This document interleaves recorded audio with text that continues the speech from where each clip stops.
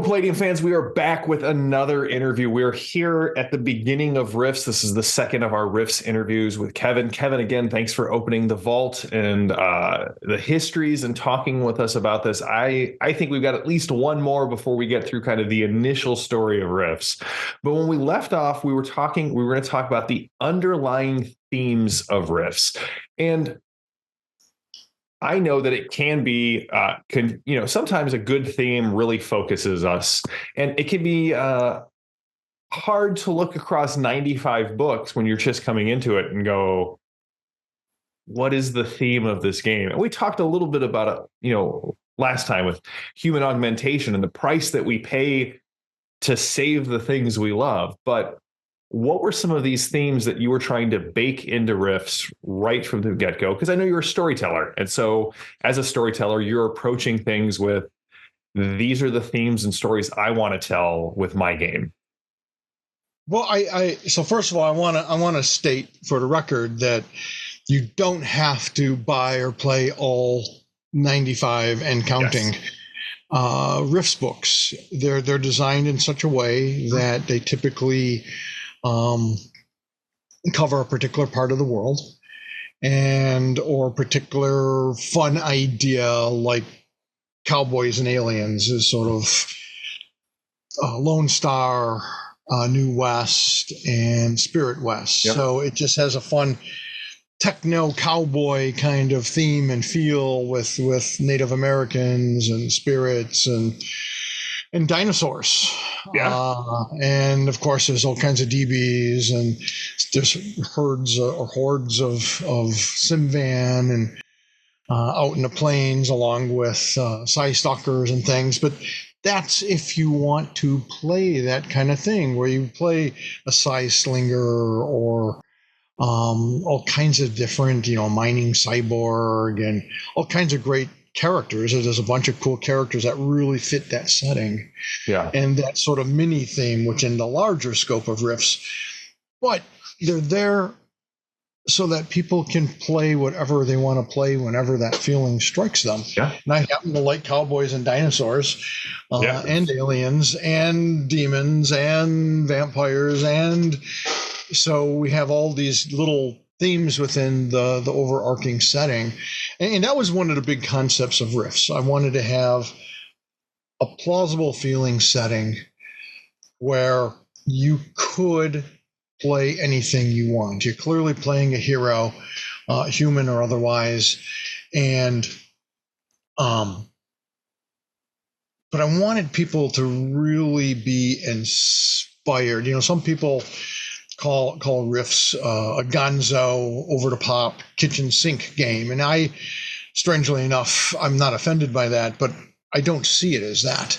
Yeah. I see it as a very deep, rich world, unlike any other. In fact, Joe Manganiello described it as Star Wars meets Lord of the Rings, only bigger. And I loved that description. Oh, man, that's awesome. Can we quote him on that? Can we find that quote and put it in here? But I mean, it sort of is. Yeah. Because, those stories end where they end, and Rifts is so sprawling. And that's the thing too about role playing. I love role playing, and I love the concept that no matter what I create, no matter how many books or Rifts that I may build out, ultimately, it's you, the players, and the game master who are going to build your own quarter of that. It's like you're all, and it's kind of appropriately ironic with Rifts, because you're all like creating your own little parallel dimension. Yeah. Because everyone's going to run your Rifts Earth a little differently and maybe a lot differently than a lot of other people. Yeah. And even myself. So I just love that concept, and I want to give people a lot of ammunition to really go out and have fun with it. Like, I really want to do something it's kind of hinted, I hope, in the various Burb books and Lone Star and Coalition, Manhunters. I want to do something I think that's going to be really clearly film noir, sort of that dark detective in the urban jungle kind of thing. But I mean, that's what I mean. You can do all of that. You can play a Cthulhu-esque thing. You can play, you could focus on a fantasy. You could focus on the science fiction. You could focus on magic versus technology. You can focus on magic merges with technology. Yeah. It's just, if you want to be a power gamer, you can power game away. You want to play a game with a lot of finesse, you can. Yeah. That's what I wanted, and you see it in other settings here and there, but you never or rarely see, all these potential genres and story avenues. Well, one of the things I've always loved about Rifts is just what you were talking about is like, so I'm planning a West Marches style game, and I gave people very broad, like, you can choose, do we want to fight against a lot of technology and alien invaders? Do we want to fight against, vampires and some supernatural threats? And then at Gen Con, I picked up just the books I needed for that. So I picked up Madhaven and Skyscape, and I have, Cyberworks, because the first one was going to be set kind of on the the old coast, right around with the Republicans and the Archie and Madhaven. But the other one I picked up, Lone Star and New West and Spirit Rest and Arsno and the vampire books, because you can just pick a region. And one of the things, so another game world that I love is Glorantha by Greg Stafford. And he always said, your Glorantha may vary, or your Glorantha will vary. Like, he's like, I don't like, do what you want with it. And once it's out in the world. But the thing about Rifts that I love is that even though it is as deep and as crazy and as well defined, I can still go to somebody and say, okay, but it's Earth. Earth, you like Earth. It's where you keep all your stuff. Now, just imagine it this many 100 years in the future with all of this crazy thing, and it provides easy touchstones for people. Yeah. Westerns, the Westerns are here. They're just now with dinosaurs and cybernetic horses and psionic gunslingers. Oh, I know how to play this setting. Cool. Let me now see what I'm doing. So you have these touchstones, and you guys do so much research, right? Like the England book came out, and all the Arthurian stuff in there was just great. But again, seen through the prism of this very unique world. Well, exactly, because there's so much cool stuff out there, and I want to share the things I love, which are a lot, and I want to share some of the things that inspire me, whether it's a place or a culture or people or mythology, and I just like telling great adventure. And I love the concept of the rifts and that's sort of a running theme too, where the use and misuse of the rifts, and you're going to see more about rifts in future books, because the idea of transdimensional travel, one of the, and I think I mentioned this in the first discussion on rifts, is that one of the lines that kept running through my head was a familiar Earth, yet stranger than 1,000 alien worlds. Yeah. And that's why you have all these alien beings, and you see these alien cultures being transplanted onto Earth, or them trying to assimilate into Earth's culture, which changes depending on where on the planet, where on a continent you are. Oh, yeah. So, and two of the greatest villains in Rifts are transdimensional, let's call them refugees or invaders, right? You have Atlantis, which comes back, but is no longer the Atlantis that Socrates and Plato wrote about. It's inhabited by Cthulhian entities. And then you have the Zytisic hives, this alien species that is essentially attempting to slowly terraform the planet into something that resembles their homeworld. And that's just two, right? I mean, these themes carry you have this theme of magic versus technology, like you said, in the blending of magic of technology, which just keeps, right, South America, that theme's reinforced once again. All three of those, because you have, the alien invaders of the Archons and the Megaversal Legion, but you also have, the Nazca Line Warriors and the Anti-Monsters, which are the blending. And then you go to Russia and you have the same thing. We have the Warlords of Russia kind of against Mystic Russia. And then you go to Japan and you have traditional Japan versus the super high-tech Japan and some people who are wandering the line between. It's just the theme, Gargoyle Empire versus Triax and the NGR. I mean, I won't list off every world book, but this is good world design when you establish a theme and you keep coming back and recapitulating that theme and taking it and going, all right, well, now I'm going to blend it in this new way, but it's still the same theme that you know.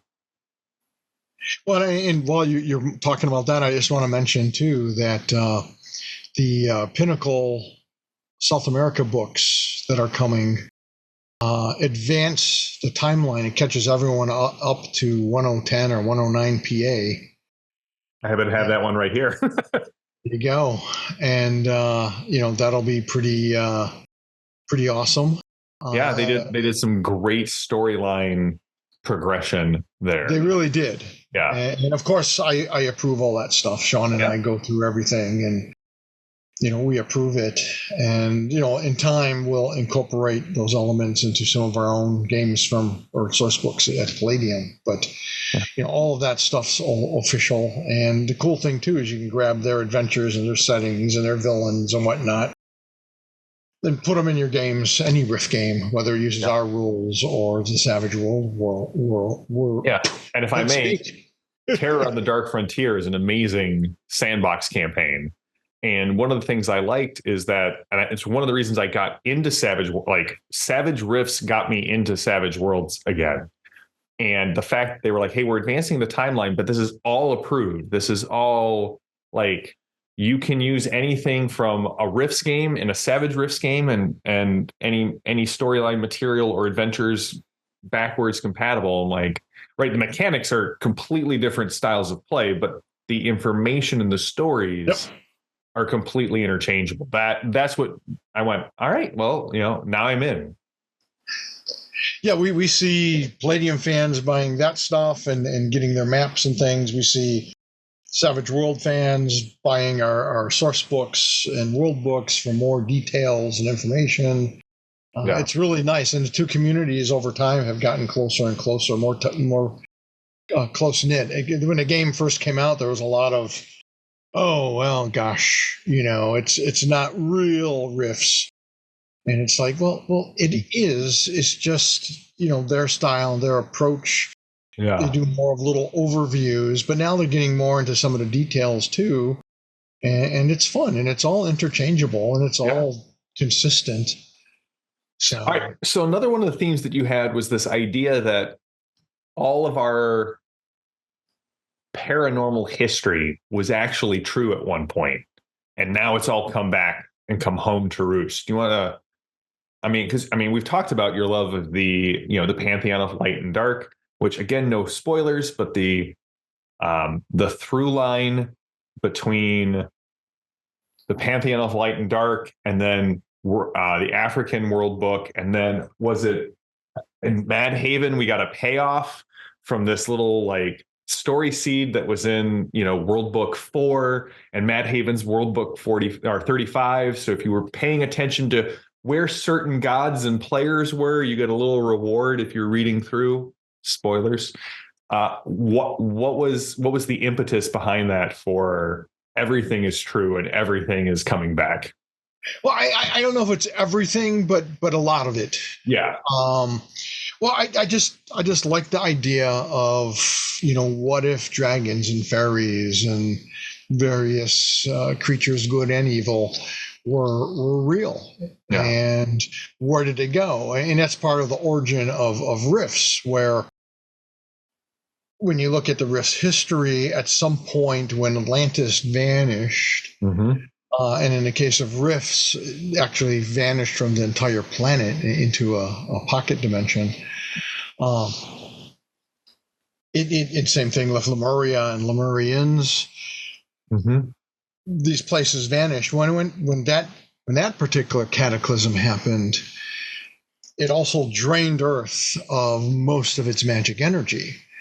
And that's why things changed dramatically from, say, Greek and Roman mythology and Egyptian mythology and a lot of old ancient myths. Yeah. Because magic that was very present in relatively high levels just went away. I mean, you can kind of think of it as a river drying up, so it's just a trickle. And so you had this trickle of magic still going on. So you still had creatures and demons coming in through dimensional portals, and people knew about ley lines, but the energy was so minuscule that the old magic of rumors of and myths of ancient gods and heroes and King Arthur, they all disappeared because it just wasn't enough, and it became a much less common, only, seers and expert wizards and war chiefs and could tap into that and understood the old ancient secrets. So human society had gone to a place where we no longer, like today, generally speaking, believe in demons and ghosts and spirits and godlike beings. We poo-poo all that. And we rely on magic and technology because that's where, science kind of filled in that gap when magic disappeared. But when the great cataclysm happens, like 100 years in our future, or it's probably more like about 75 years in our future at this point, when the great cataclysm happens and there's a surge of PPE that creates all these sort of a spiraling set of natural disasters and war, and every time millions of people perished, the PPE doubled and went into the now very active lines of energy, magic energy along the ley lines, which caused more natural disasters, tidal waves, earthquakes, volcanoes going off, people dying in droves, all bringing back the magic energy. And at this point, Earth has more magic energy than Earth has ever known. In fact, more than most planets anywhere in the megaverse knows. Right, which is why so many demons and interdimensional warlords and devils are coming to Rift's Earth because ancient gods. I mean, they're coming to tap the ley lines. They're coming back to claim, certain dimensional portals, areas of rifts, where rifts can open up. They're coming back to claim their old territories or to reclaim worshipers, human worshipers, and there's just all these things going on, and not every god or demon or thing from Earth myth may necessarily come back, but they could in your game. And again, I just thought it would be cool to do that. Within reason, you kind of rein them in, and they come and go. I mean, they're dimensional beings, so they've got other stuff happening in other parts of the megaverse. Now, one of the interesting things, though, is that this is a very post-apocalyptic kind of setting. And we'll end this episode talking about this amazing cover by Keith Parkinson. But even that cover sets the tone for what we would assume of a typical post-apocalyptic setting, right? You have the Splugorth slaver and the blind warrior women on a slave barge ready to go capture whoever they can and bring them back to the gladiator pits of Splinkrith. But what's interesting to me is one of the reoccurring themes in Rifts is actually what I would consider sort of an anti-post-apocalyptic theme. Because typically post-apocalyptic stories, only the character and their character's immediate loved ones have value. Everyone else is there as an obstacle attempting to destroy what you love. And Coalition aside, and we'll talk about the Coalition, but even to a degree, the Coalition are every human life has value. And here's how we define human life. But you have this really strong theme of compassion and how it doesn't matter what necessarily the creature looks like. mutant, DB, human. The idea is that everyone has value in this game. And why I mean, so I love series where compassion is sort of the main through line. It's one of the reasons I love the Malazan books of the Fallen. What was this impetus for maybe straying a little bit away from kind of a typical post-apocalyptic like Mad Max dark, like it's us versus them and that's it, no one else has value, or mutants are kind of, second class, mutants, or in the case of like Blade Runner, right, not post-apocalyptic, but we see, right, um the synthetics don't have value in that society even though they're fighting for it. What was your reasoning behind that? So I'm also sort of a student in human psychology and history, and you see the yin and yang, the good and bad of people. It's philosophers have talked about it forever. Man's capacity, humans' capacity for good and evil. It seems almost equal. And then sometimes you have, even within the same individual, where someone rises up as this noble hero or king and brings about great prosperity, and then falls into decadence or evil and creates great wars or genocide. I mean, genocide rages throughout human history, Yeah. Slavery throughout human history to this day. I mean, people don't talk about it, and we probably should, but there's all kinds of slavery. People go missing by the tens of thousands in the United States alone every year. Yeah. And where do they go? I mean, they're being turned out, and let's not even go there. It's not pretty, right? And then I grew up in the '60s, where there's a lot of political unrest, and I grew up in Detroit, so I got to see a lot of the unreasoning prejudice towards people of color. I also saw, one of the things that I personally think human beings, like a lot of sociologists and psychologists, and will tell you that human beings learn everything, that we don't have instincts. And I'm not so sure about that, because you see what I see as like an underlying instinct of that them and us mentality. Mm-hmm. Either with us or against us. Heck, you see it in today's politics. Yeah. Like crazy. And part of that is psychological, because if you can demonize the opposition, then, but there's more to it. I mean, throughout history, I'm going to slaughter you because, you have blonde hair, I have brown hair, dark brown hair. You have blue eyes, I have brown eyes. Yeah. You worship a different god. All these stupid reasons. You're poor, I'm wealthy. There's all these dumb reasons why people tend to create that them or us kind of vibe. Yeah.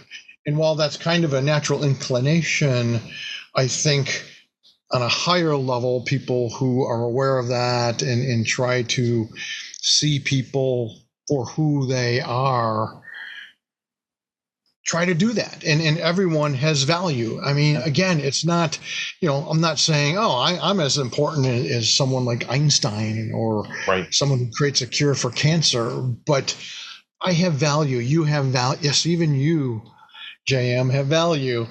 Yeah. And, and I think that's important. And I also find it interesting that it seems like a lot of people, as they go through life, they forget what it's like to be a kid. They forget what it was like to be a teenager. Now you're an adult, and it's kind of gone. And for me, it wasn't. I always joke saying I'm just a big kid who never grew up. But that works to my advantage sometimes, I think. And I remember all the angst that I felt as a teenager, and the deep-rooted, gut-wrenching, I want to be special. I want to be important. I want to do things. I want my voice to be heard. I was growing up very poor, and I actually had a guy who I thought was one of my best friends at the time tell me in high school that I wasn't good enough to date his sister, and that I was a dreamer and I needed to grow up and become part of the real world, because art and writing is never going to get me anywhere. And well, guess what? But and I just saw people being put down for where they lived, how much money they had, the color of their frickin' skin. And I hated that. Yeah. And so it's an underlining theme to show, think about it, folks. People have value. And I try not to do it, and I think I've accomplished this very well. I don't do it in a preachy kind of It's, way. yeah, it's never come off as like soapboxy or heavy handed at all. But it's there that if you're intelligent and have feelings and you have compassion, then you have value, and you should look at everyone as having value. Just because they're different doesn't mean that they're not any good or that they're below you. I just never understood that personally. It just, and it always made me sad when I saw people doing that to others. You're a woman, I'm a man, and I have power. You're a goth kid, so you're a loser. No. Yeah. I don't care if you have a mohawk and purple hair and whatever. It just, look at the person. Take a deeper look and try to see the person.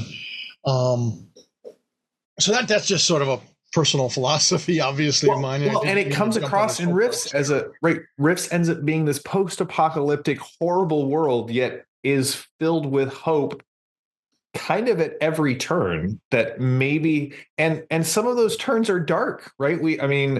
The Tolkien War takes one of my favorite beacons of hope and shows that, man, it doesn't matter. It doesn't matter how high-minded your ideals are. When you go to war, anything can happen, and it's usually not a good result here at the end, right? The Tolkien War campaign was just a brutal read, but as much as I was angry about it at the time, I never felt like you took a turn that didn't make sense. And you kind of were like highlighting, hey, this is the reality of how awful this can be. Yeah, unfortunately, war is ugly. War is hell. The reason there's, those kind of statements is because it's just the reality. And all too often, the good guys, whichever side that may be, it takes too many extreme steps or becomes just as bad as their enemy in an attempt to win the war. And it's just a grim reality. All right, so you bring up you said this a couple of times, and one of the things on that we haven't covered yet on your underlying themes are, one, new and dynamic types of characters. I don't think anyone can look at Rifts, no matter what they think of the world or the system, and not go, there are so many weird options in here and I love it. But also, you created a world that has some really dark and interesting villains. And I know you're a storyteller and you're coming out of comics, and we've spent hours talking about our love of comics before and after our interviews. But it's, in some ways, it's the villain that defines the hero. You can have a cool hero, and if he doesn't have anyone cool to fight or to oppose him, that kind of all just slides away. So let's start by talking with villains, because again, I could list off just a ton of them. We've got the Coalition States, with the Prosix. We've got Federation of Magic. You have, again, walking the line of hero or villain and anti-hero. We have Archie and Hagen. We've got, the Splugorth. We've got, I could keep going. So you put a ton of lore and thought into what are the vampire kingdoms, right? Talk to me a little about establishing the main villains of Rifts, especially in that early days. Why did you go with the ones you did, and what was the point of establishing some really beachhead embedded villainous characters and groups and species, right? Looking at the Zytisic and the Splugorth right from the get-go. Well, I wanted to have one of the fun things of riffs is you see the familiar, and I like that because the reader goes, I know this, I know where this is going, and I like to just like, this is where you thought we were going. Zoom. This is the reality, and I love it when they're like, that's great. And then I guess I always loved a good villain. Mm-hmm. Again, I can point to all kinds of different inspirations from comics and literature and mythology. I always loved great villains. That's why I love Darth Vader. Yeah. I mean, it's a great villain, great concept. I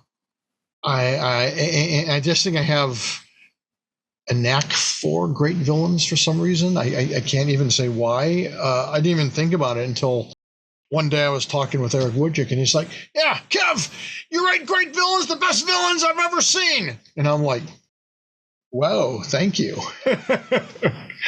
I think part of it is in all of this, in everything. And I think it's why Riffs has stood the test of time. I think it's why it's still very popular.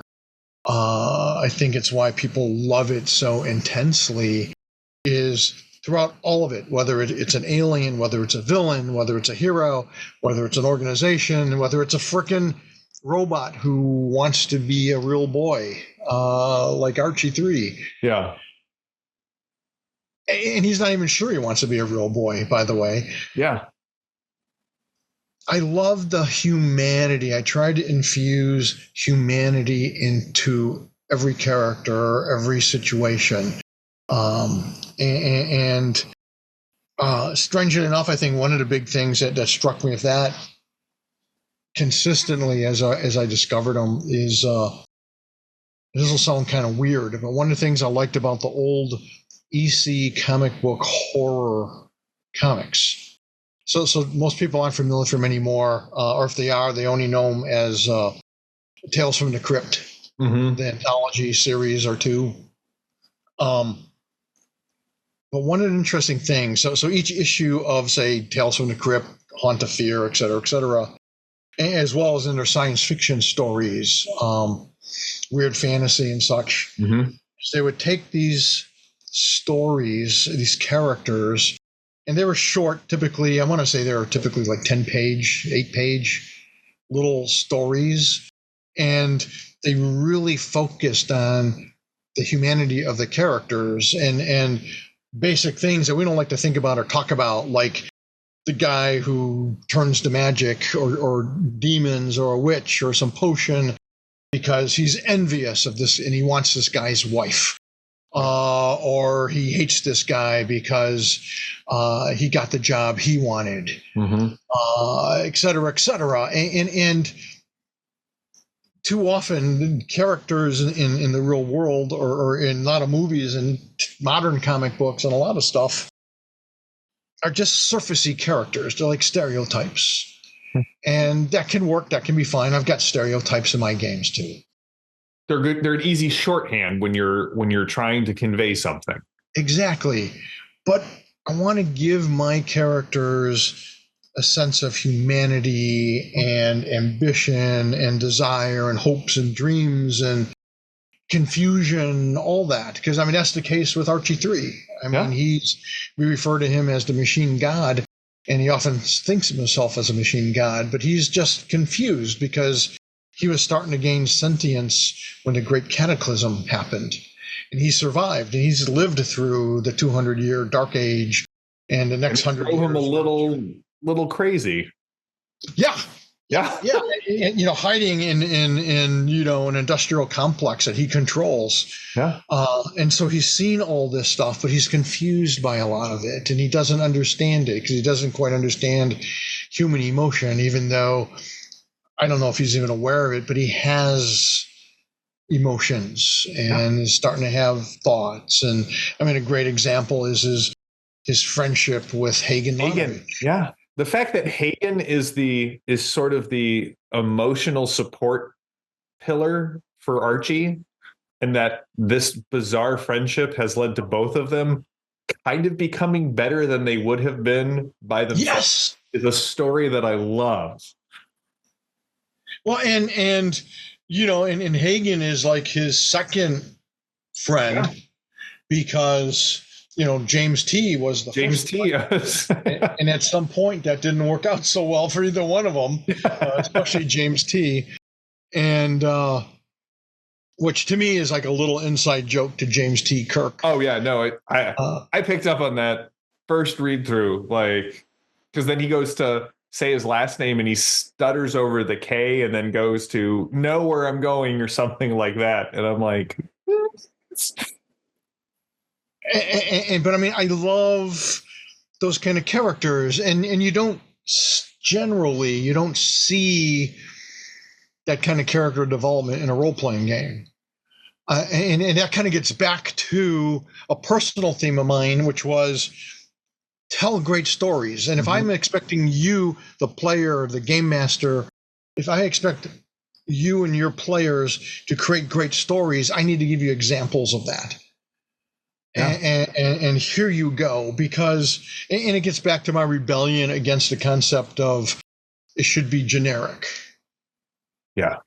I don't want it to be generic, and I want specific cool characters and things that people go, oh, I love to hate Emperor Prosek. Oh, I love Archie 3. But if we as GMs or as game designers are setting up the players to be the heroes, then we need to define great villains for them to struggle against. One of the saddest lines in all of fiction that I have read is this. They're talking about this villainous character, and they're like, he had the soul of a hero of the ages, and he would have been if not for this other person, which then forced him into villainy. I mean, to me, that's Lex Luthor, right? He could have been the one to save the world, but his envy of Superman, the guy who's actually doing it, has sent him down this villainous path. He could have, end of All-Star Superman. That's kind of the whole point. You could have done this at any point, but you were too busy fighting me. And I'm like, that's a great villain. That's a great villain arc.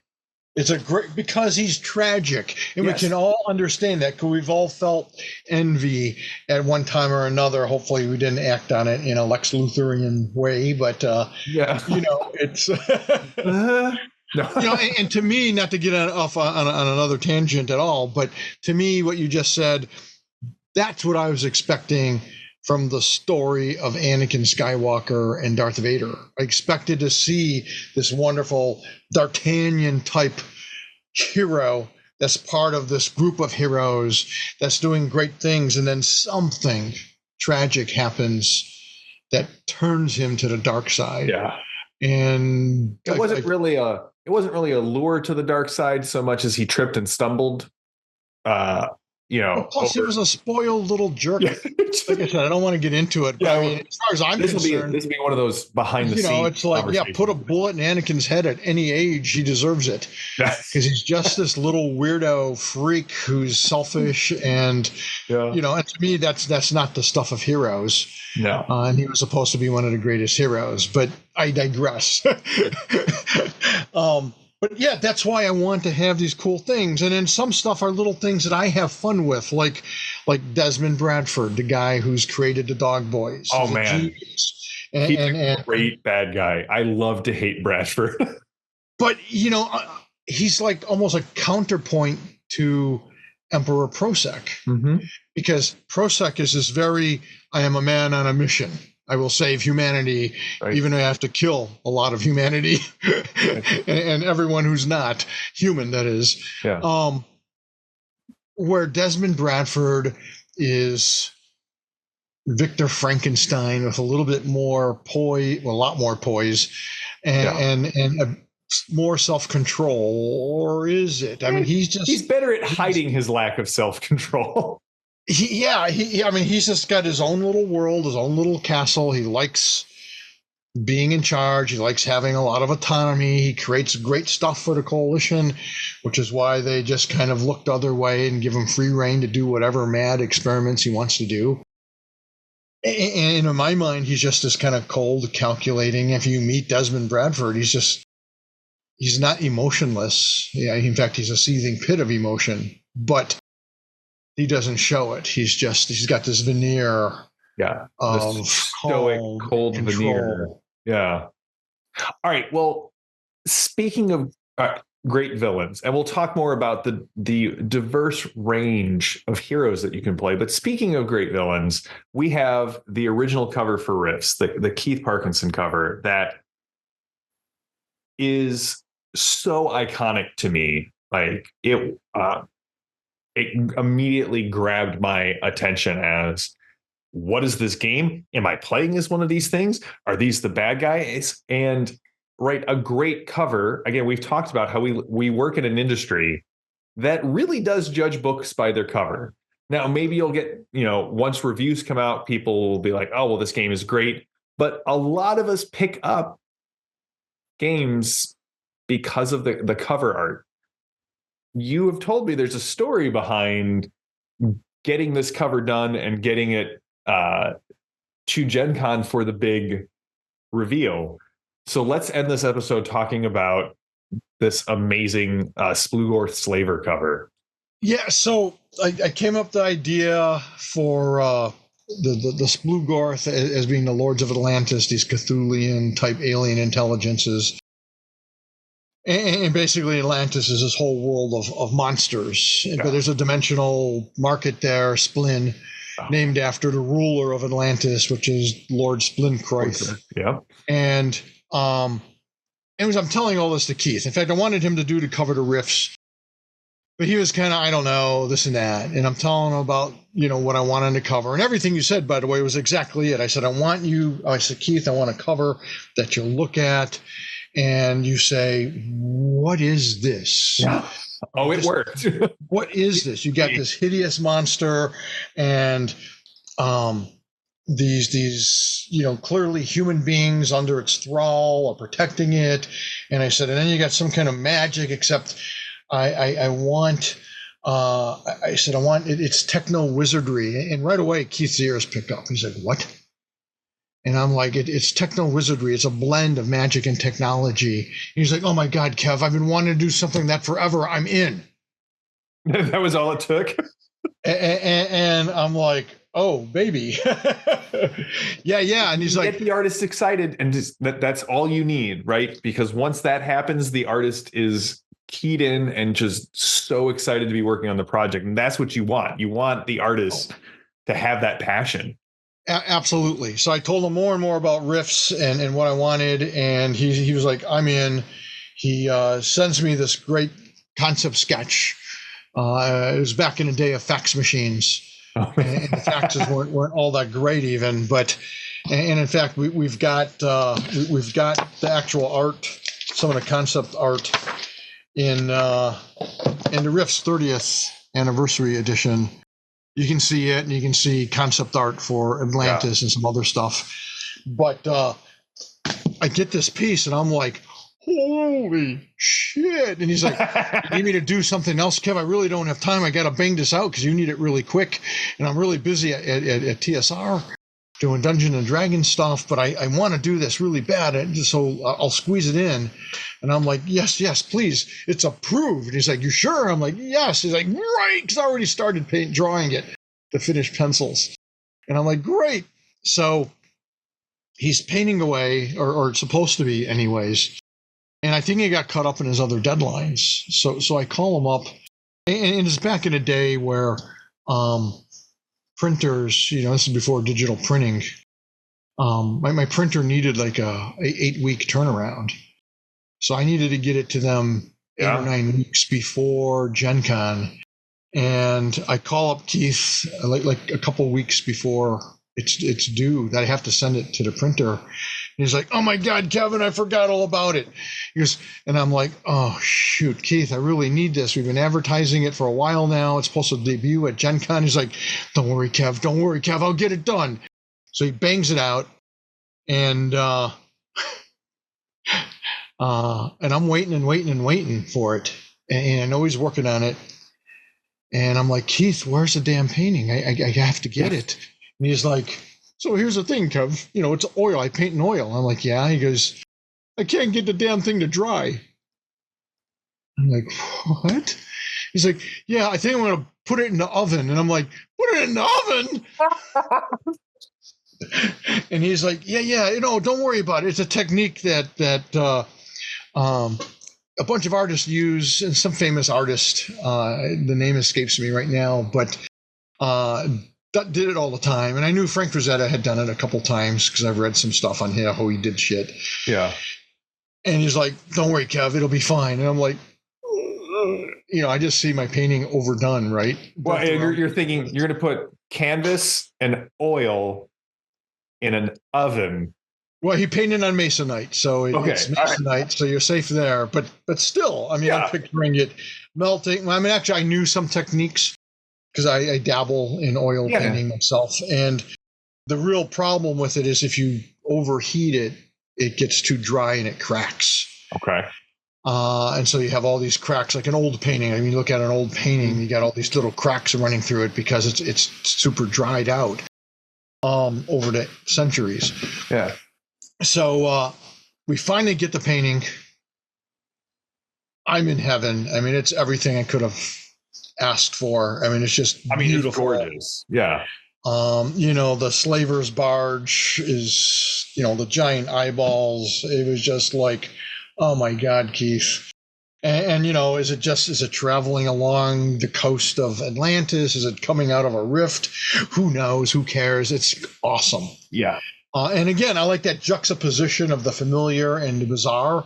So I love the fact that you got these hot babes, but they're not like just slavers. They're slaves. They are slaves, but they're warrior women, right? Yeah. They're badasses. Yeah, the blind warrior women. And anyways, it was fantastic. We get the transparency made. We send it to the printer, and they're like, we're going to rush it for you. We're going to get it out to you in 6 weeks. And I'm like, oh, thank you so much. Our old printer, McNaughton and Gunn, was fantastic. And the bindery breaks down. The binding press that puts the covers onto. Yeah.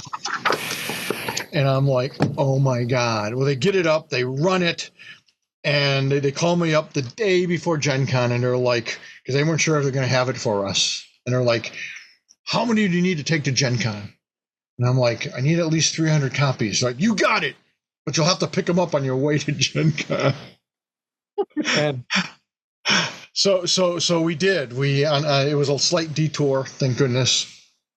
And we stopped at McNaughton and Gunn along the way, grabbed like how many ever cases. It was a lot of cases because it's a big 256. Oh yeah. So I think it was like 15 or 20 cases of books, maybe more. And we shove them in the back of the truck, and I barely even get to see it. I crack open, yeah, it looks great. Let's go. And we're off to Gen Con, and we'll talk about the results of that. Yeah, we'll talk about the anticipation, the buildup, the release at Gen Con, the fact that Kevin made us wait several books before we actually got stats for this, the Warrior Women and the Slave Barge.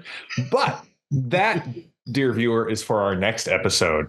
And so we'll jump into Riffs Part 3 next time.